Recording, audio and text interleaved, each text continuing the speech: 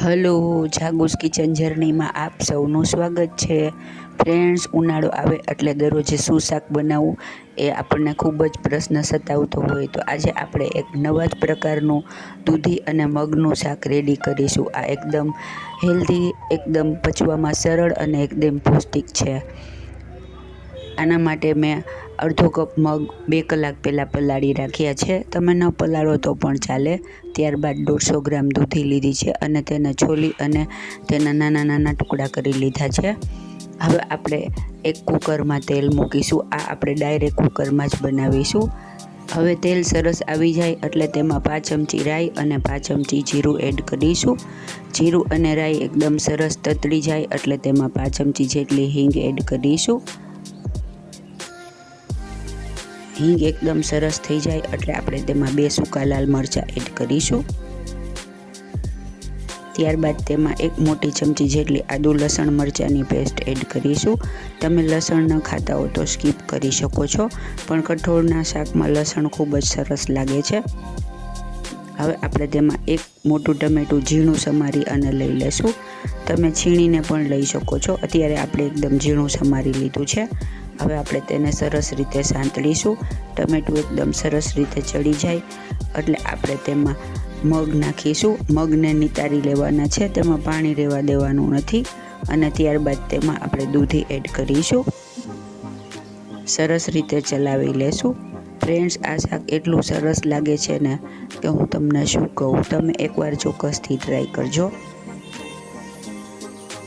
હવે આપણે તેમાં મસાલા કરીશું. આના માટે 1 ચમચી લાલ મરચું પાવડર, 1 ચમચી ધાણા જીરું પાવડર, અડધી ચમચી હળદર અને અડધી ચમચી દાળ શાકનો ગરમ મસાલો લેશું. ફ્રેન્ડ્સ, આમાં આપણે કોઈ પણ જાતના વધારાના તામઝામ વગર અને બધા રૂટીન મસાલામાંથી જ આપણે તૈયાર કરીશું તો પણ ખૂબ જ સરસ બનશે. ત્યારબાદ સ્વાદ મુજબ મીઠું અને દૂધી સેજ તૂરી હોય એટલે તેને બેલેન્સ કરવા માટે ચપટી જેટલી ખાંડ એડ કરીશું. તમે ગોળ પણ લઈ શકો અને તમને ખાંડ ગોળ ન ગમતા હોય તો સ્કીપ પણ કરી શકો છો. સરસ રીતે ચલાવી લેશું અને ત્યારબાદ તેમાં 1 ગ્લાસ જેટલું પાણી એડ કરીશું. આ શાક આપણે સેજ રસાવાળું અને એવું રાખવાનું છે, જેથી પાણી થોડું સરખું નાખવાનું છે. જો આવું પાણી આપણે રહેવા દેવાનું છે. આપણા મગ અને દૂધી તેની સરસ અંદર ડૂબી જાય. હવે આપણે કુકરને બંધ કરી અને ફાસ્ટ ગેસ રાખી અને પહેલાં 3 વિસલ વગાડીશું અને ત્યારબાદ 5 મિનિટ ધીમા ગેસે સિઝવા દેશું. ફ્રેન્ડ્સ, જો તમે મારી ચેનલ પર નવા હો તો મારી ચેનલને સબસ્ક્રાઈબ જરૂરથી કરજો અને બાજુમાં રહેલ ઘંટડી દબાવી દેજો, જેથી મારી નવી રેસીપીનું નોટિફિકેશન સૌથી પહેલાં તમને મળે. ત્યારબાદ આપણે ગેસ બંધ કરી અને પછી રૂમ ટેમ્પરેચર ઉપર કુકર આવે ત્યારે તેને ખોલીશું. ફ્રેન્ડ્સ, આ શાક તમે બનાવશો તો તમે દાળ ન બનાવો તો પણ ચાલે. આ શાક રોટલી અને ભાત સાથે ખૂબ જ સરસ લાગે છે. આમે અત્યારે કેરીની સિઝન હોવાથી આપણે દાળ ન કરીએ તો શાક ભાતને રોટલી અને રસ કરીએ તો ચાલે. તો આ શાક ખૂબ જ સરસ અને એકદમ એપ્રોપ્રિએટ છે, તો તમે ચોક્કસથી બનાવજો.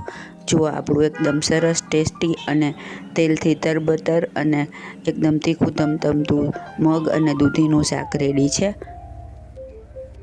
હવે આપણે તેને ગરમા ગરમ સર્વ કરીશું. છે ને એકદમ જોરદાર. હવે આપણે તેને કોથમીરથી ગાર્નિશ કરીશું. ખાવામાં એકદમ સરસ અને પચવામાં એકદમ સરળ એવું આપણું મગ દૂધીનું શાક રેડી છે. તો તમે પણ ચોક્કસથી બનાવજો, ખૂબ જ મજા પડશે. ફ્રેન્ડ્સ, શિયાળો હોય તો આ રોટલા સાથે પણ ખાઈ શકાય. જુઓ, છે ને એકદમ જોરદાર. ખાવામાં એટલું જ મજેદાર છે. આપણું એક નવા જ પ્રકારનું શાક રેડી થઈ ગયું છે. ફ્રેન્ડ્સ, જો તમને મારી રેસીપી પસંદ આવી હોય તો મારી ચેનલને લાઇક, શેર અને સબસ્ક્રાઈબ જરૂરથી કરજો. ધન્યવાદ.